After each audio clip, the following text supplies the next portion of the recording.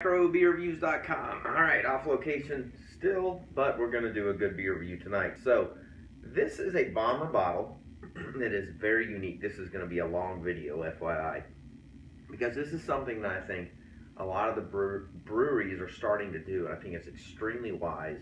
They're collaborating. So, they're getting together and they're saying, let's brew a beer together. I think it's great for marketing. I think it's great for craft beer. This beer is a collaboration with Heavy Seas and Stone Brewing Company. It's obviously a bomber bottle. It's an Imperial Brown IPA. ABVs are 9%, IBUs are 90. So you have an Imperial IPA at 90. Throw in some malt to make it brown, and this could be very interesting. So Heavy Seas is out of Baltimore. If you're watching this video, I don't have to tell you anything about Stone Brewing Company. They're one of the top 5 craft beer companies, in my opinion, in the entire country that have really put craft beer on the market. Enjoy By, 2 years in a row, has been my #1 beer that I've reviewed on my YouTube channel or website. So, again, I have some really kind of background interest in what this beer is going to be like. So, again, it's a bomber bottle. I bought this, when did I buy this? I bought this about beginning of January of 2017, and it was probably like a week old. So again, I'm going to tell you a lot about this beer before I open it. Again, so they collaborated together because they wanted to have this adventure.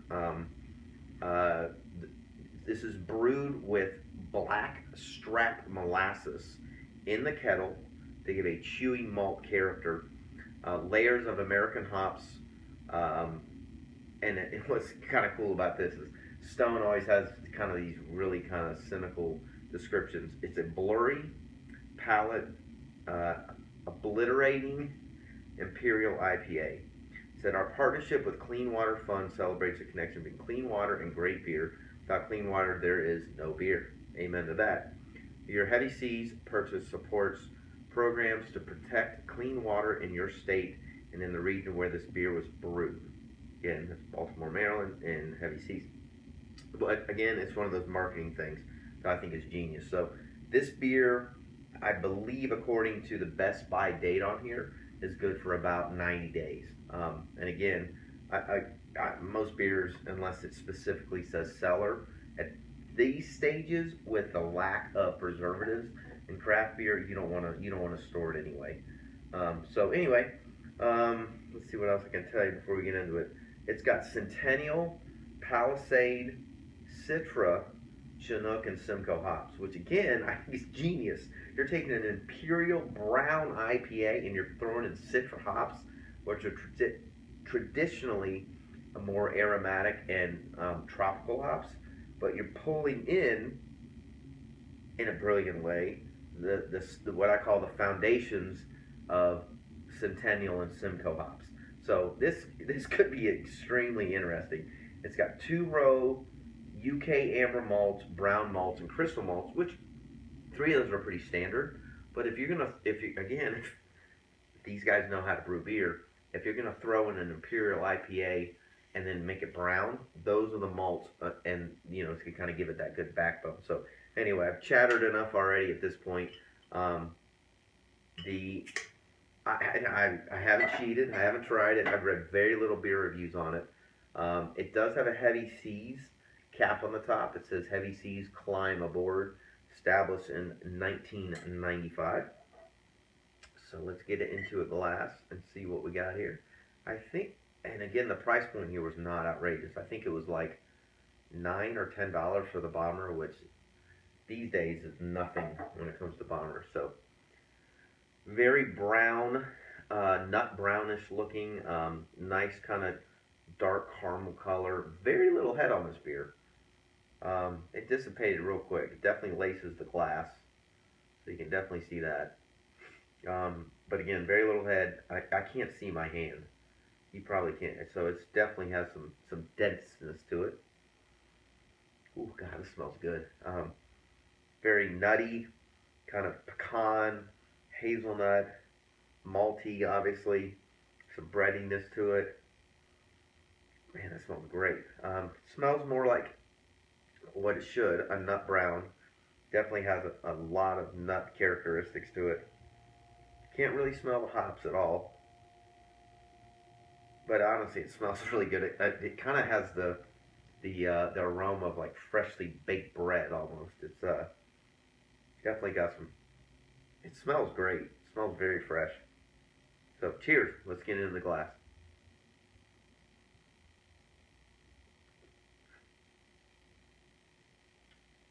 That is not at all what I expected. It's got a lot of pecan, definitely some hazelnut.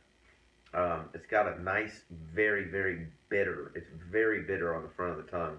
A little bit of chocolate, maybe a little bit of coffee. Um, I definitely can kind of taste the coffee now. I can't really taste the hops at all, to be honest with you. Now, in all defense of this, I mean, it's an Imperial Brown IPA, and brown IPAs typically have, an abundance of the malts. It's got almost a light mouthfeel to it. Definitely not heavy at all. More, I would almost call this more on the porter side.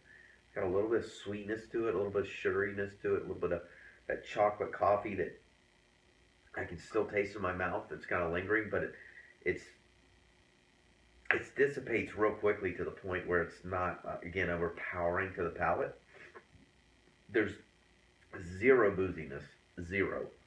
At 9%, you cannot taste any of it. Which, in my opinion, and if you watch any of my other beer reviews, I'm very open in saying if breweries know how to brew beer well and complex, that should be gone, which is what Stone does extremely well, in my opinion. And Joy By, I think, is, again, one of the best beers on the planet. Always will be, in my opinion. I've said it twice on this video already, and we're not even drinking it.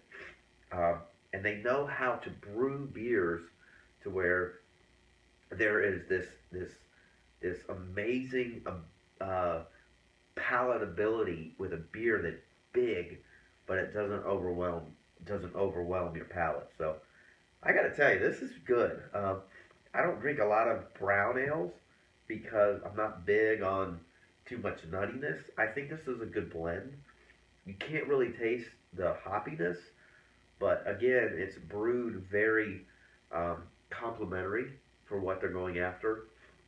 I love the fact that these two breweries got together to do this.